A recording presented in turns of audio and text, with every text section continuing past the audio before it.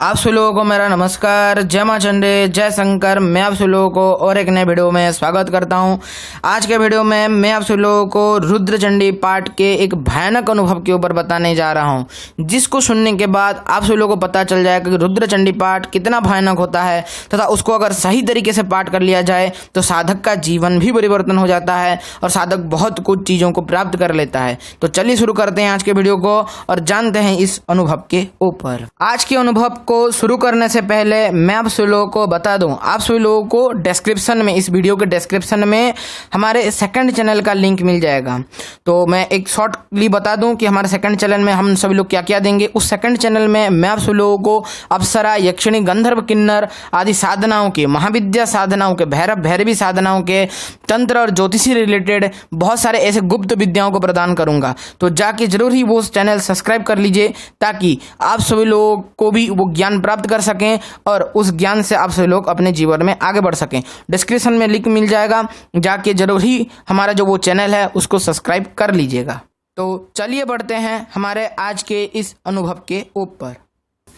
ये अनुभव हमारे इधर के ही क्षेत्र का अनुभव है, यानी कि उड़ीसा का ही ये अनुभव है, उड़ीसा के एक साधक का अनुभव है। मैं उनका घर, जगह आदि, उनका नाम भी मैं नहीं बता रहा हूँ, लेकिन आप सभी लोग को इसका अनुभव जरूर ही बताता हूँ ताकि आप सभी लोग इसका ज्ञान प्राप्त कर सकें।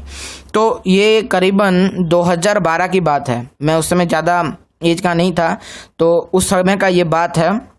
हमारे उड़ीसा में बहुत जगहों पे जब काली पूजा किए जाते हैं तो काली पूजाओं में रुद्र चंडी पाठ और उसका हवन आदि किए जाते हैं। तो हमारे इधर एक अच्छे साधक थे जिनका उस समय एज था 22। ओके, तो 2012 में उनका एज 22 था। तो वो एक अच्छे साधक हैं अभी भी, और वो उधर उस समय भी अच्छे साधक थे। तो उन्होंने वो रुद्र चंडी पाठ सुना। साधकों के द्वारा उधर जो दीक्षित थे, कोलाचारी, सिद्ध कोलाचारी आए थे, उन सभी के द्वारा उधर रुद्र चंडी पाठ किया जा रहा था। तो उधर वो बहुत अच्छा लग रहा था उनको। तो उन्होंने उन कोलाचारियों का उनसे बातचीत करके वो रुद्र चंडी पाठ का बुक आदि को हासिल किया और उस रुद्र चंडी पाठ के ऊपर उन्होंने प्रैक्टिस किया और साधना में वो बैठ गए। ये उन्होंने जो साधना किया था वो अगस्त महीने में उन्होंने साधना किया था। तो वो 11 दिन का साधना था और 11 दिन के साधना में उनको 11 रुद्र चंडी के पाठ करने थे। बहुत लोगों को लग रहा होगा बहुत कम पाठ कर रहे हैं, क्या बस 11 पाठ ही, लेकिन ये 11 पाठ उनके जीवन बदल दिया। उस साधक को इतना खराब कर दिया, उन साधक का इतना जीवन खराब कर दिया, आप सभी लोगों को आगे पता चल जाएगा। तो उन्होंने अगस्त के महीने में वो साधना शुरू की थी।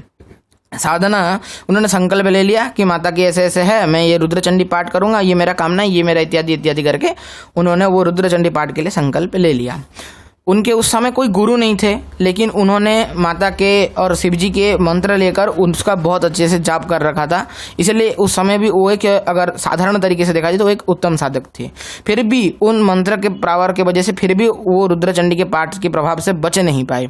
तो जब उन्होंने साधना शुरू किया और पहले दिन का पाठ ख़त्म किया, तो पहले दिन के पाठ ख़त्म होने के बाद उनको बहुत फीवर आ गया। तो वो फीवर आने के वजह से उनको लगा कि शायद बॉडी में ज़्यादा ऊर्जा बन गया है और मेरे शरीर में फीवर आ गया है बोल के उन्होंने सोचा और उन्होंने रेस्ट किया और अगले दिन उन्होंने पाठ फिर से गए। तो जब दूसरे दिन उन्होंने पाठ के लिए अपने जो उस पूजा के कमरे में गए तो उधर उन्होंने देखा कि उस जगह पे एक कबूतर मर के पड़ा है और उसका खून चारों तरफ है। तो उन्होंने वो चीज़ को ज़्यादा गंभीरता से नहीं लिया और इग्नोर कर दिया, और इग्नोर करने के बाद उधर ही वो सारी चीज़ों को साफ करते हुए, उधर जगह की शुद्धि करते हुए उन्होंने पाठ करना शुरू कर दिया। ओके, दूसरे दिन का भी इस तरह से उन्होंने पाठ किया। दूसरे दिन जब उन्होंने पाठ किया और पाठ खत्म करके वो मार्केटिंग के लिए चले गए, यानी कि ये सुबह पाठ करते थे और सुबह पाठ करने के बाद वो पूजा पाठ खत्म करके वक्त वही रुद्र चंडी पाठ करते थे और उठ के मार्केटिंग की ओर चले गए। दूसरे दिन का साधना कंप्लीट करके मार्केटिंग जब गए थे तो उधर ही उनका एक्सीडेंट हो गया और उनका लेफ्ट हाथ फ्रैक्चर हो गया। ओके, तो इस तरह से इनका दूसरे दिन का अनुभव था। दूसरे दिन के बाद फिर वो आए, डॉक्टर से दिखाए और साधना में उग्रता होने के कारण वो सोचे कि साधना में बहुत उग्रता है और इसी वजह से ही ये मेरे साथ हो रहा है बोल के ये उन्होंने सोचा और वो आगे डॉक्टर से दिखवा के लेके वो रुद्रचंडी पाठ में फिर से तीसरे दिन पे आ गए। तीसरे दिन जब उन्होंने पाठ किया, तो जब उन्होंने पाठ करने के बाद पाठ खत्म करके उठने लगे, तो उनको अचानक से अपने सिर के पीछे में एक करंट सा लगा और अचानक से बेहोश हो गए। जब उनका आँख खुला तब वो देखे कि वो हॉस्पिटल में है और 2 दिन बीत चुका है। तो और वो एक अर्ध विक्षिप्त अवस्था में पहुंच चुके थे, यानी कि वो पागलों जैसे हो चुके थे। डॉक्टर ने बोला कि इनके जो सिर के पीछे का कोई नस है वो थोड़ा बैंड हो गया है या फिर कुछ उसमें दिक्कत हो गया है, जिसकी वजह से ये आधे पागल हो गए हैं। ये बोल के उनके घर वालों को डॉक्टर ने बोला और 2-4 दिन उधर बीत गए थे और वो 2-4 दिन से सीधा मतलब बेहोशी थी। जब होश आया तो वो साधक उनके घर वालों को पता चला कि वो अर्धविक्षिप्त हो गए हैं। डॉक्टर ने भी इसका रिपोर्ट दे दिया था। तो उनके जो पापा थे वो एक कर्मकांड के पंडित थे, अच्छे कर्मकांड करने वाले थे। वो बहुत जगह पे जाके पूजा पाठ भी करते थे, बहुत लोग का पूजा पाठ सक्सेस भी हुआ है उनके द्वारा, तो उनका थोड़ा नाम था। तो उन्होंने उनकी मम्मी से पूछा, यानी कि जो साधक थे, साधक की मम्मी से पूछा कि ये क्या कर रहा था और ऐसा क्यों हुआ इसके साथ। तो उनकी मम्मी को, जो साधक थे उनकी मम्मी को वो सब कुछ बता देते थे कि मैं ये साधना कर रहा हूँ, वो साधना कर रहा हूँ बोल के बताते थे।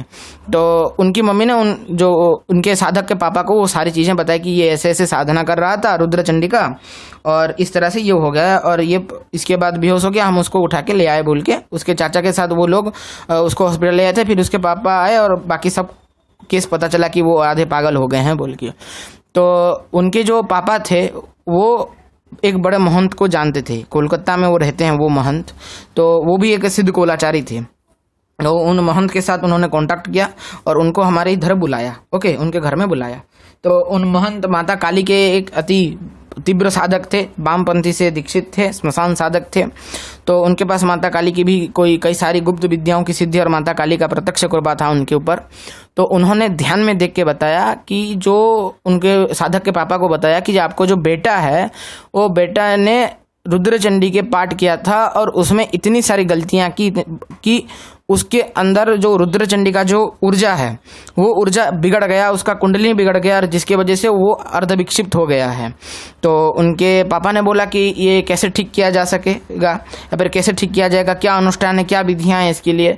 तो वो सिद्ध कोलाचारी ने बोले कि देखिए इसके लिए कोई विधि नहीं है या फिर कोई ठीक नहीं कर सकता, इसको जिसने बिगाड़ा है वही ही ठीक कर सकता है।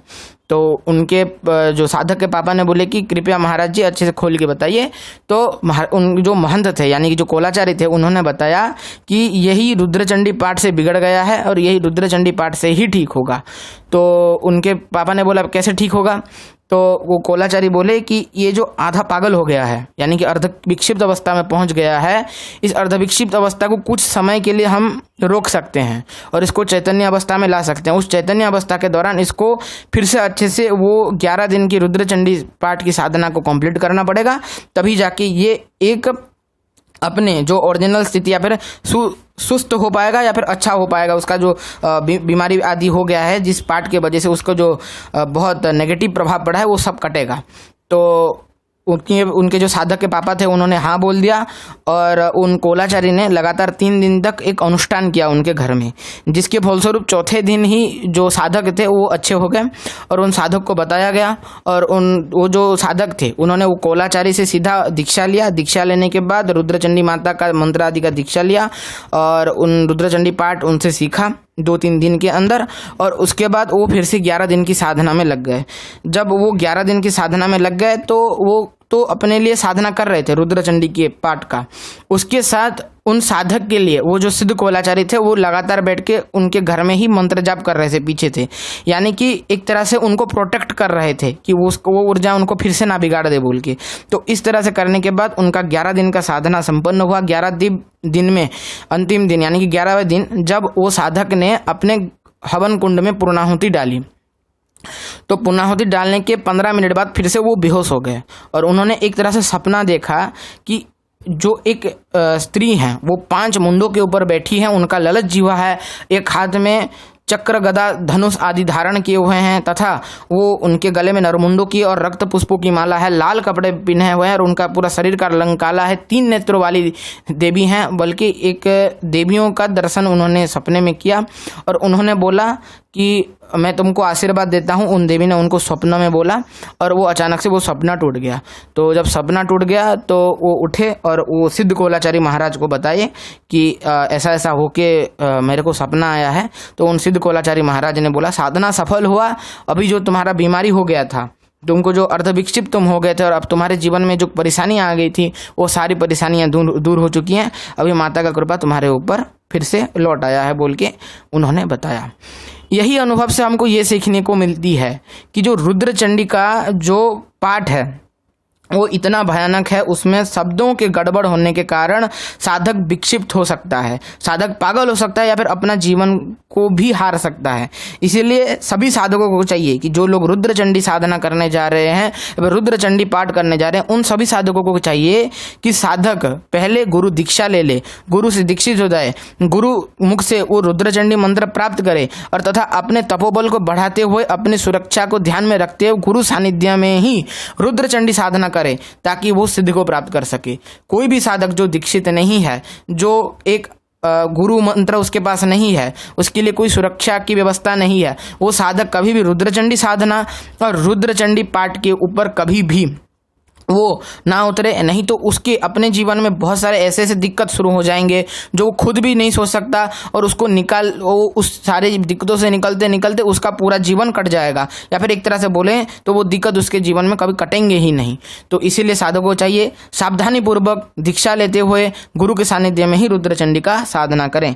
यही था कुछ आज का वीडियो। अंत करने से पहले मैं आप सभी लोगों को फिर से बता दूं, डिस्क्रिप्शन में आप सभी लोगों को मेरे सेकंड चैनल का लिंक मिल जाएगा और उधर जाके आप सभी लोग उस चैनल को जरूर ही सब्सक्राइब कर लीजिएगा, ताकि उस चैनल में मैं आप सभी लोगों के लिए अप्सरा, यक्षिणी, गंधर्व, किन्नर, महाविद्या, भैरव, भैरवी आदि के रहस्य को दे सकूं, ताकि वो रहस्य को जानने के बाद आप सभी लोग उन शक्तियों को सिद्ध कर सकें तथा उससे आप सभी लोग अपने जीवन में और आगे बढ़ सकें। तो जरूर ही जाके उधर आप सभी लोग सब्सक्राइब कर ही लीजिएगा। तो आज के लिए वीडियो इतना ही था। सभी को मेरा नमस्कार। जय मां चंडे, जय शंकर। मिलता हूं आप सभी लोगों को और एक किसी नए वीडियो में।